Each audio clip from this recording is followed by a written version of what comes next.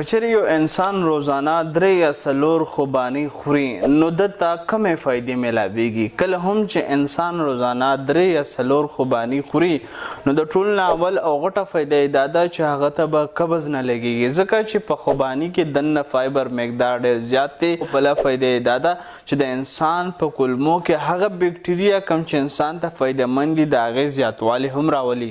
دویمه فایده دا ده چې په دې کې دنه پوټاشیم دی. کچری یو انسان ته د بلډ پریشر مسله وي یا د زړه مسله وي نو دې ته د دې دواړو نه د حفاظت لپاره فایده هم ورکوي او د انسان چې کوم زړه دی هغه صحتمند ساتي.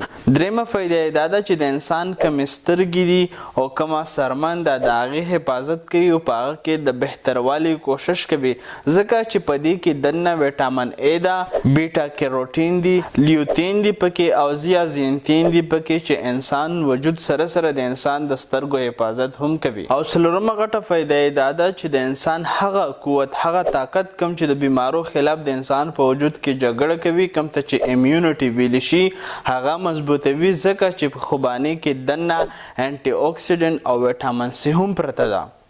نو کچری یو انسان روزانه 3 یا 4 خوبانی خوري نو دا فایدې ستاسو نه چا وړي نه دي.